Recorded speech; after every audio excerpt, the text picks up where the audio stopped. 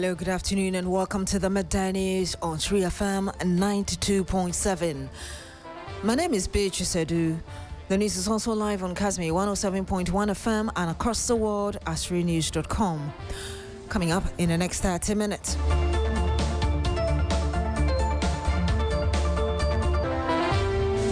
Fuel prices expected to drop marginally in second pricing window starting from today. We'll bring you an update.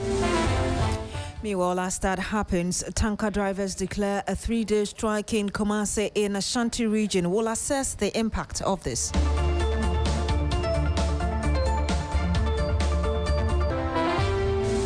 Also on the program this afternoon, fire breaks out at Gushegu Midwifery College. Details shortly.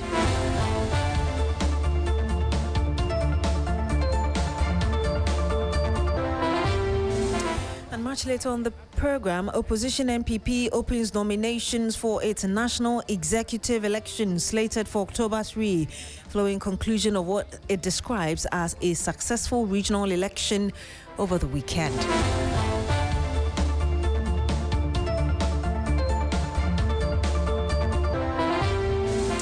Very much for joining us this afternoon. Now, if you're a direct consumer of petroleum product, you might want to heave a sigh of relief because there is an expected marginal drop in the prices of petroleum products starting from today in this month's second pricing window.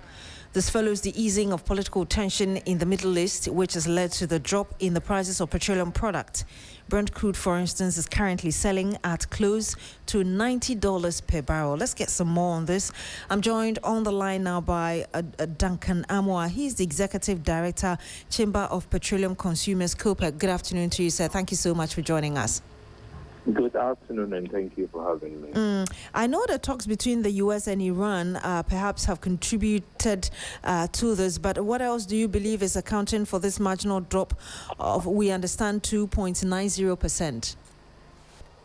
Let me be straight. What you have seen currently is not just a drop in petrol, but also a maintaining of a lot of the other indexes. Diesel prices were expected to go up by some 3%. The OMCs have decided to stay that price. And so when I look at petrol and they have declined a little on it, it gives me some confidence that indeed, true to the expectation by ourselves and of course COMAC, prices were going to be largely stable. But for those who use petrol, you'll be seeing about some 10-20% reduction from some of the OMCs. Although, as we speak this afternoon, a good number of OMCs have decided to stay their prices as they had it the first window of August. So prices would largely remain unchanged for a lot of the petroleum users across the country. But how long should we expect this to last for? As I indicated, this is a window that should have seen a mixed price bag where petrol would have gone down, diesel would have gone up. Fortunately, they decided that, well, we'll do a cross-pricing situation where we'll take a hit on diesel and then the little recoveries they could also make on petrol, they do that. But for some stations, they've even decided that even for petrol, they would decline a few pesos. That for me is positive. That could stay for the next 2 weeks if nothing changes drastically within the window. The city is also doing quite well as we speak. And so if things stay the same way, possibly prices could come down in a couple of days as well. And looking at the fact that the U.S. and Iran are still talking, is there a possibility that even after this second window of 2 weeks, we could still see further decline if talks progress positively? Again, look, I would be cautious about the situation in the Gulf or the Middle East. If you hear recent pronouncements by the President of the United States to the effect that they are planning to take the Strait of Hormuz as is it the 51st or 2nd state? It tells you that they probably are not too close to a deal as of yet, and the reason for which this war has dragged for 6 months might not be ending today, tomorrow. Fortunately, the government of Ghana has been responsive.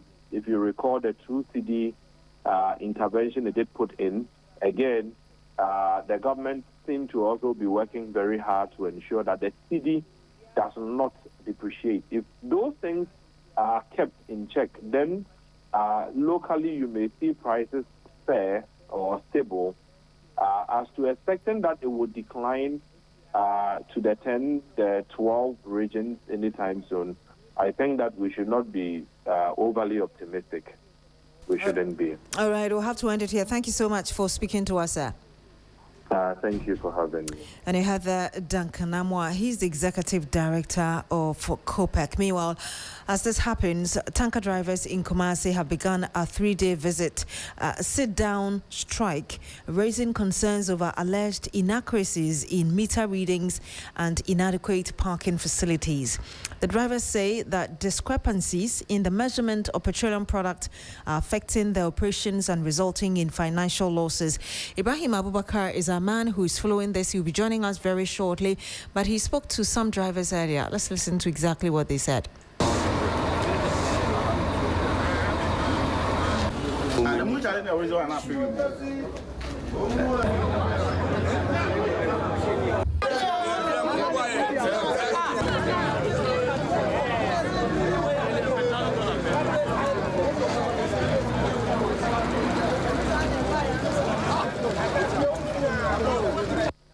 MPA it was seal bia sansi no a new seal afa na aba na seal no ye de phone kra na bie nti se enya seal no APD tamawa o menya lodu wie na de seal boma ade se nipa na ba be bie ekuta no ese phone no bie wa seal ye sa nya shortage ye seal ye de aba no ye shotu yesu a na atwa go invoice na chi na ye ka awura fo na kwakote ye timi load every inside wa hetu inside wa na shotu.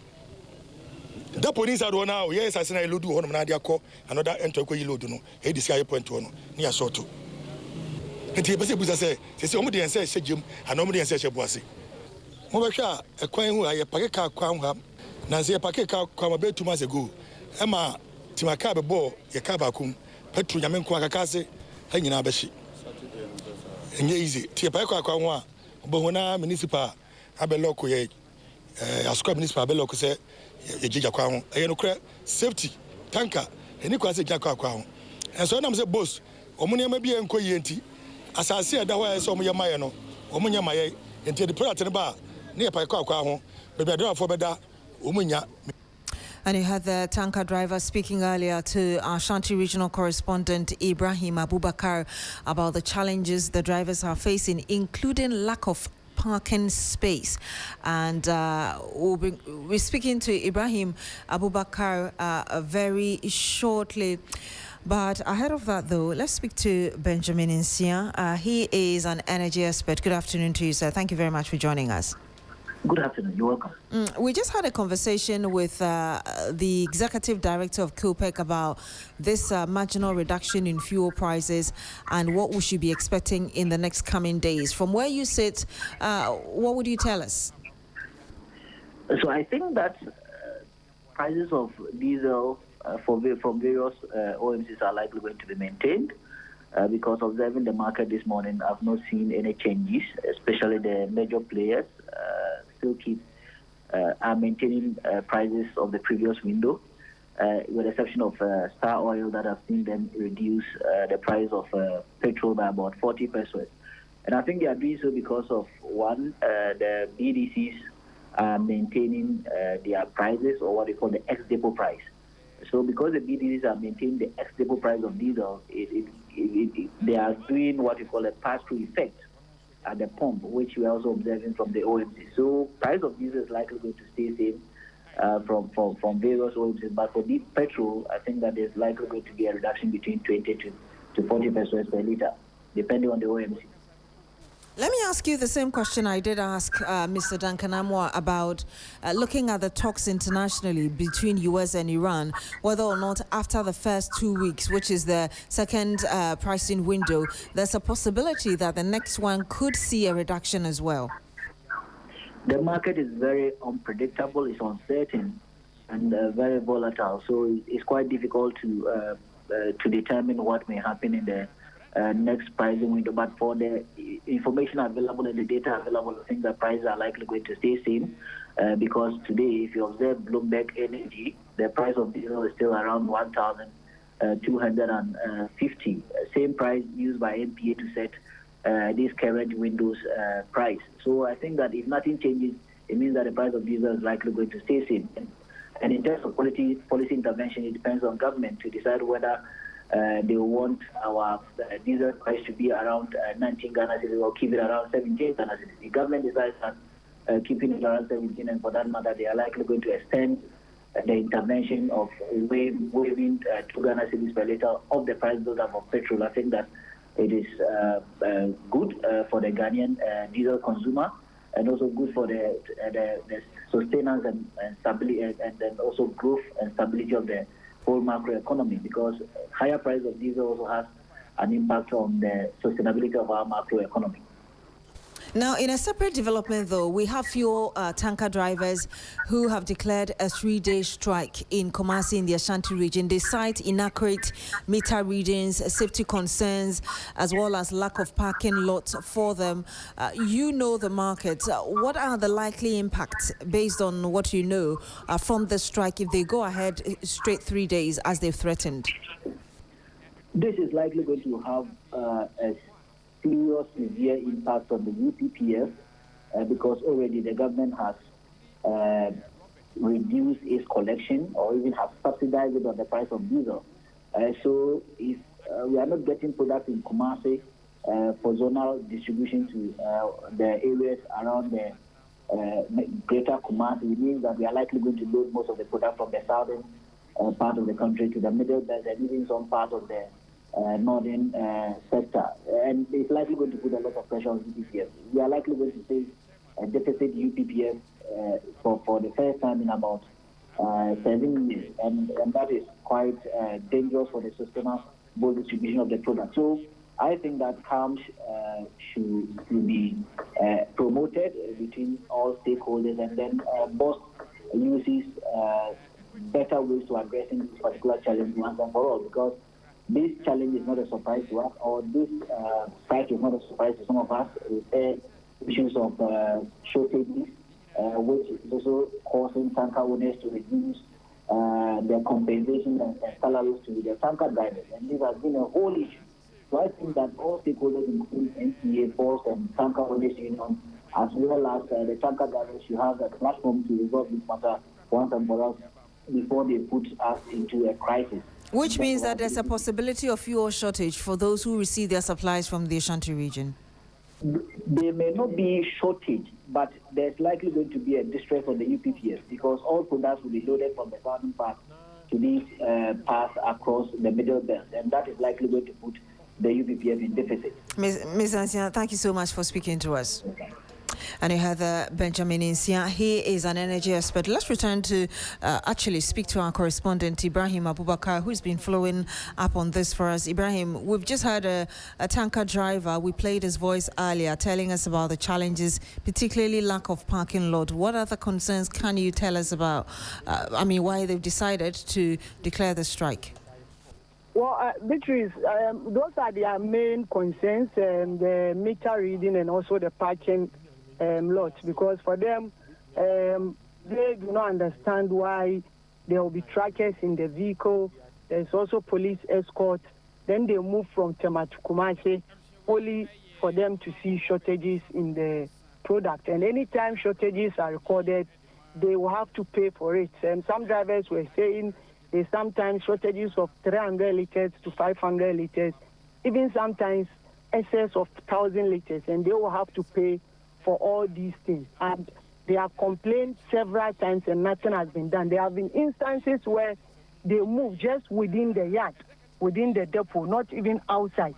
Then they will go back, check, and they will realize there is a drop in the petroleum product. So those have been their concerns because of the financial issue. And also concerning the parking lots, they also do not understand why BOST has a vast of land in Kumasi, but they are failing to develop it for them to park properly there. So currently you come to Kumasi, from Kasi to where bus is, you realize that most of these vehicles or tanker drivers have parked along the shoulders of the road. And this always raises safety concerns for road users and even the drivers themselves. Just last week or two ago, there was an articulator truck that even crashed into one of these vehicles, but not for the swift intervention of the Ghana Fire Service, there would have been an explosion around that enclave. So these are the concerns that they feel borders on not just financial but also safety issues, and for that matter, they just want authorities to give them some concrete assurance of taking steps to address some of these things so that they resume work. In fact, in the morning I saw some bus officials engaging them, but they told them that the structures, the people who came there cannot do anything to help them or to address their concerns. And for that matter, they want to see those at the top to come to them, take their concerns and take steps to address them before they resume their services. For now, we are not seeing the shortages because it started today. But then, in an event, it goes beyond the 3 days. I'm sure that's where we begin to see some of these shortages, because they are not offloading and they are not taking any load to even the northern part of the country. All right, thank you very much, Ibrahim Abubakar, my colleague in the Ashanti region. Some 17 minutes past the hour of 12. Stay with us. We're back with more. 3FM Tour to Ghana 2026. Brought to you by you. 2 days, 3 regions. From Accra through Kwel to Kumasi. Hundreds of kilometers of rhythm, road and discovery. Hundreds of riders expected. One national journey. This is more than cycling. This is Ghana in motion. 28th and 29th August. To register or participate, call or WhatsApp 0531 100927. Single 200 Ghana cedis. Group of 10 1,600 Ghana cedis. Group of 5 800 Ghana cedis. 3FM Tour to Ghana 2026. Ride the rhythm. Discover Ghana. Loading. Are you ready? 3FM Tour to Ghana 2026. Brought to you by You Fresh Juice. Fratelli Calipo. 2 days, 3 regions. From Accra through Kwel to Kumasi. Hundreds of kilometers of rhythm, road and discovery. Hundreds of 7. Now, the opposition New Patriotic Party says is still on course in the reorganization of its party ahead of election 2028. This morning, the party opened nominations for its national executive election slated for October 3 after it concluded what it describes as a successful regional election over the weekend. We'll bring you an update from the MPP headquarters here in Accra. But first, here's a report on the just ended regional executive elections over the weekend, sent in by William Evans Inkum. Mahamadou Bawumia of the NPP obtained 4,657,304, being 41.6%. The NPP exit office with a pamphlet of lessons. To recapture power, the party needs a new transfusion stream. And it has to start from the base. The search for restoration inevitable, although a quagmire, but not insurmountable. Political parties are like thick forests. When you look at an area view, it looks like the whole shade is together. But when you enter the forest on the ground, you realize that each tree stands on its own, and some trees stand closer to others. The party has a flag bearer, but a fractured structure from the grassroots would only make winning power a mirage. From the polling station, electoral area coordinators to constituency, the message was to retain key performers and substitute stale performers for fresh blood. Some battlegrounds were crucial in this mission of the opposition party. In the Greater Accra region, former Minister of Health and MP for Lejokuku, Bernard Okoboy, will have a mountainous task of regaining the 8 seats the MPP lost in the last election. In the Eastern Region, Jeff Kennedy retained his chairmanship. Well, not surprising, having retained 24 out of 25 seats since 2020, which gives him over 95% performance rate. The biggest change is the Ashanti Region, a reflection of what the flag bearer, according to his camp, has always wanted. A reformed base to guarantee Dr. Bawumia a massive support going into the 2028 election. Starting from the constituency level, the mission was a dominance. We met expectation, or I would say that beyond expectation. And I'm happy. And the boss is happy. And Ashanti is happy. William Evans Inkum brought us that report. Let's have a quick word from Dr. Samuel Efriye. He's a political science lecturer. He joins us live on the phone. Good afternoon to you, sir. Thank you very much for joining us. Yeah, good afternoon, Beatrice. Your thoughts on the new crop of leaders and really whether or not what the party is looking forward to could come to fruition in 2028? Yes, the election for all the regional executives is so interesting in terms of the kind of people that they have elected. When you look at the nationwide leadership, you realize that most of former executives were not elected, just 1 or 2 or 3 areas that they have been selected or be maintained. And that shows the kind of the intent of the delegate to make the necessary changes at the regional level, constituency level, and also the polling station level. And that is a very good strategy that is coming out after the weekend elections of the MPP. And specifically, if you are supposed to talk about Ashanti Region, you can easily determine that the region is well determined to make the necessary changes to rebrand the party in the Ashanti Region and to maybe to regain its kind of foothold in the politics of Ghana, especially for the MPP as their stronghold. All right, we'll have to end it here. Thank you very much. And that was Dr. Samuel Efriye, who is a political analyst. As I told you, the NPP has opened nominations for the national executive election slated for the 3rd of October 2026. And of course, we'll bring you more as and when we have the latest on it. 23 minutes past the hour of 12. Stay with us. We're back.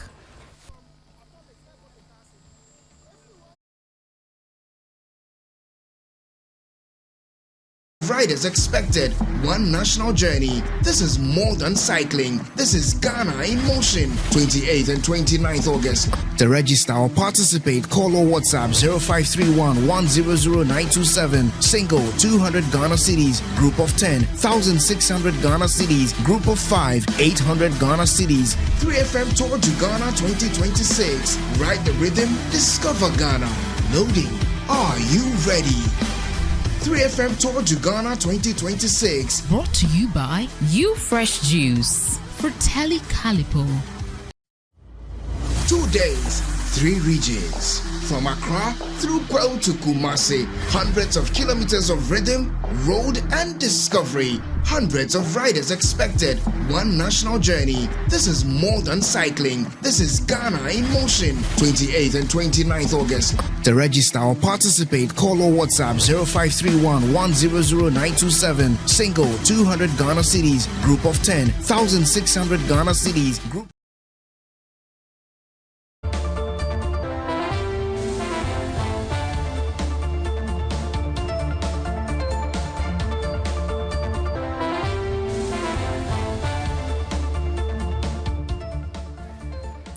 And you're still here on the Midday News on 3FM 92.7. Let's go to Gushegu in the northern region now, where we understand an ICT laboratory, including 10 classrooms and offices at the Gushegu Nursing and Midwifery Training College, have caught fire, and that happened earlier today. Firefighters, we understand, in Yendi were deployed to contain the fire. Christopher Mwako is my colleague. He joins us live on the line. Chris, tell us more about the latest situation with the fire. Yeah, so Beatrice, the Firefighters who came from Yendi have been able to contain the fire. As we speak, even though the ICT lab and the 10 classrooms and offices have been destroyed, but I can confirm to you that the fire has been brought under control. But the only challenge is that before the firefighters moved from Yendi to Gushegu, most of the items in the ICT lab, for instance, have been seriously damaged. But for that, if the firefighters were somewhere close to Gushegu or in the Gushegu township, they would have been able to salvage some of these things. But no injuries, right? Yes, so that's the fortunate thing. There were no injuries because it happened very early when the ICT lab had not been opened, including some of the classrooms. And so far, as we speak, it's just the ICT and not any other block. The ICT block contains some classrooms and offices. So with the offices and the classrooms, we are counting about 10, including the ICT lab. And you told me, or you did mention that the fire service officials were there. Have there been any preliminary causes identified yet? Yeah, they've not given us any official information yet, but the unconfirmed information is that they suspect that it could be from an electrical fault. So that is what they are suspecting, but they are still conducting their investigations. As and when they are done, they will brief us on what really caused the fire. Indeed, thank you very much, Christopher Moako. My colleague in the Northern Region, bring us update on the fire that has ravaged the Gushegu Nursing and Midwifery College. We'll bring you update as and when we have it. Now, General Overseer of Action Chapel International, Archbishop Nicholas Duncan Williams, has raised questions about the effectiveness of Ghana's laws and regulatory systems, particularly in relation to illegal mining and the gold trade. He was speaking in his church yesterday. Pray for the gold board, and I'll tell you why. With what I was told by this sheikh and the calls I had that they can't get the gold like before illegally, so they want some channels to the gold board so they can purchase the gold now from the gold board. It's clear to me that the gold board is dealing with a very powerful movement. People very, very established who knows and understand the field and how to do this and don't want the right thing to be done. And in the name of politics, we are destroying the future of our children and our grandchildren. So I'm going to dedicate a lot of time today for us to intercede for our nation. And you heard the Archbishop of Action Chapel International, Nicholas Duncan Williams. Let's have a quick word from Awula Sewa, who is with Eco-Conscious Citizens. Awula, good afternoon. Thank you so much for joining us. There are those who argue that perhaps beyond preaching, maybe there could have been steps taken, especially when he has information to get those individuals caught. I wonder where you stand on this. I mean, all I'll say is that regarding the illegal mining, you have to realize that Ghana is facing an existential threat. The clock is ticking. So, yes, we have to pray for those in authority, but we have to push them to do what needs to be done. And so, unless we want to all drop dead, this matter has been going on for a very, very long time. We are aware of it. So, what are we all doing to ensure that those who can take the robust steps take them? I mean, journalists are doing their best. They are raising awareness about what is going on.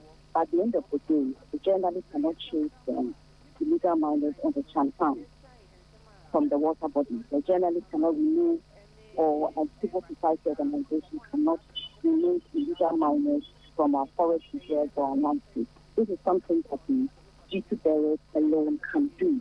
And they need to do what they need to do. And the church needs to add itself to pushing them to do what needs to be done. It's a state of emergency.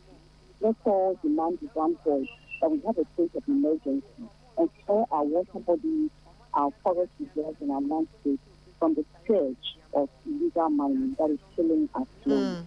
We'll have to end it here. Thank you very much, Awula Sewa. She is with Eco-Conscious Citizens. And And that's it for the Midday News here on 3FM 92.7. My name is Beatrice Sedu. Thank you very much for joining us this afternoon. Log on to srinews.com for more news. Coming up shortly is Business Daily with Michael Obodu.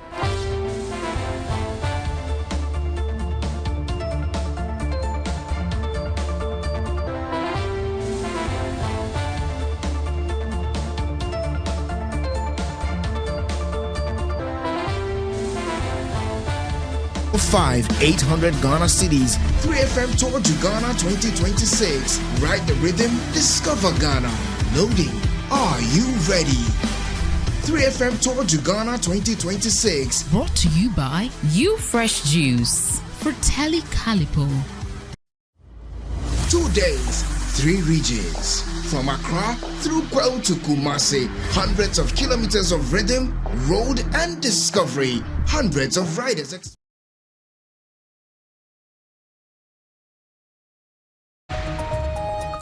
Hello there, good afternoon. Welcome to Business Daily here on 3FM 92.7. Coming up, oil marketing companies hold pump prices to stay competitive, grow market share, and boost profits.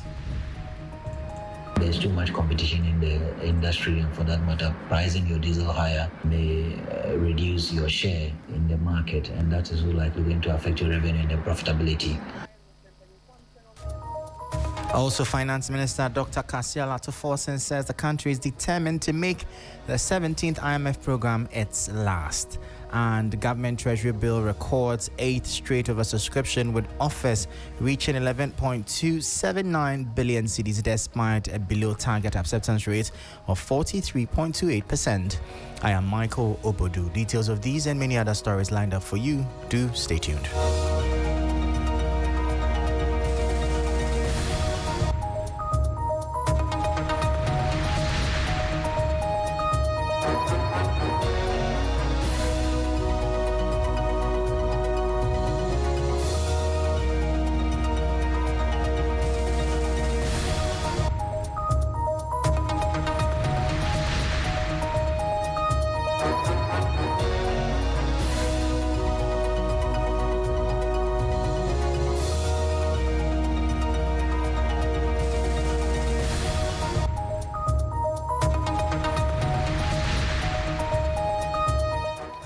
Thank you so much for your time. Straight into our top story. And some oil marketing companies have refrained from adjusting their pump prices in a bid to remain competitive, increase market share, and boost profits. Executive Director of the Center for Environmental Management and Sustainable Energy, SEMSE, Benjamin Nsia, has said his comments come as petrol prices were expected to fall by up to 5%, while diesel prices were expected to increase by about 2% from August 16, 2026.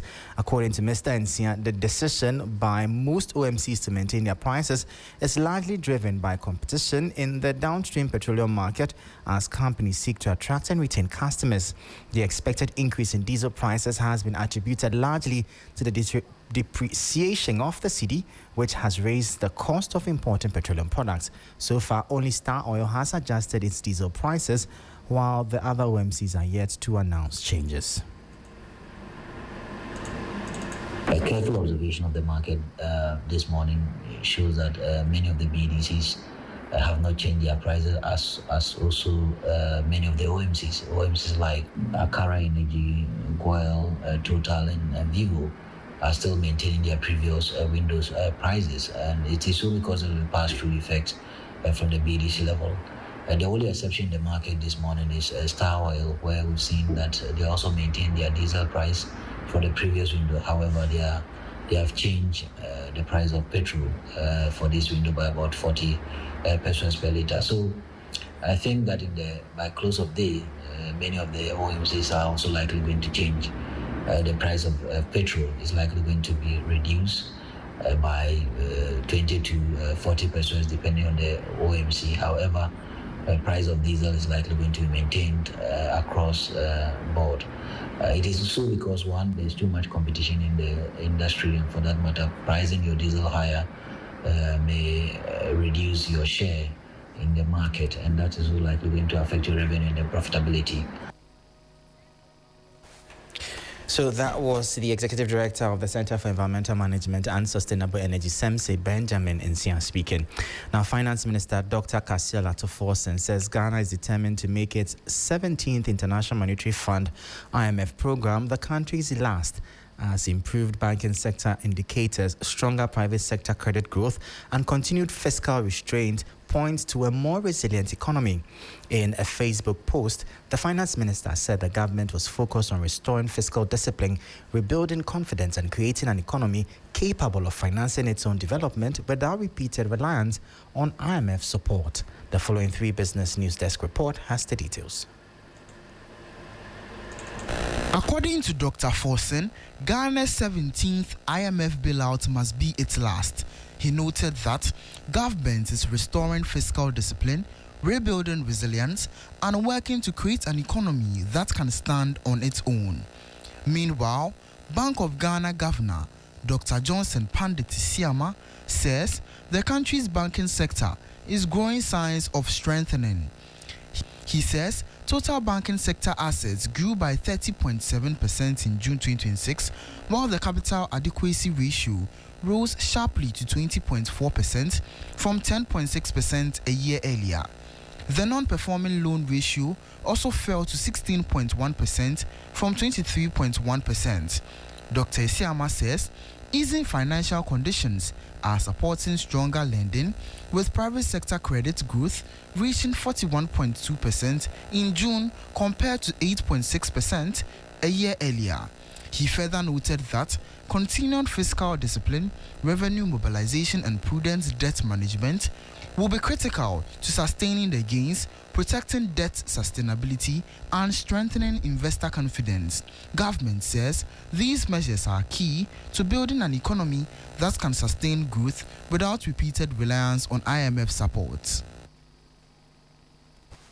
And that was a 3 Business News Desk report. Away from that, government has recorded its 8th consecutive oversubscription at the Treasury Bill auction on Friday, August 14, 2026, attracting bids of about 11.3 billion cedis against an initial target of 5.993 billion cedis.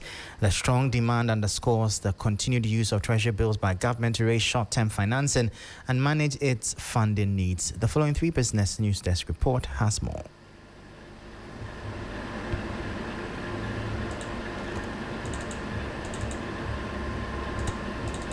The strong demand translates into a subscription rate of 188.21% and an oversubscription rate of 88.21%.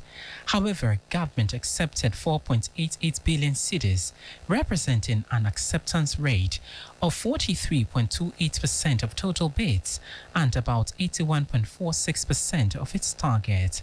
For the 91-day bill, investors offered 5.066 billion cedis, of which government accepted 4.065 billion cedis at a yield of 5.46%. The 182-day bill attracted 1.281 billion cedis in bids, with 526.44 million cedis accepted at a yield of 7.27%. Meanwhile, the 360-day bill received the strongest investor interest, with offers reaching 4.931 billion cedis. Government, however, accepted just 289.70 million cedis at a yield of 12.50%. The auction comes amid a continued decline in Treasury bill yields, even as investor demand remains robust.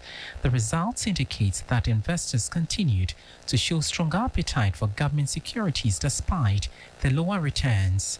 Government's decision to accept below its target also suggests a continuous approach to borrowing as yields continue to ease.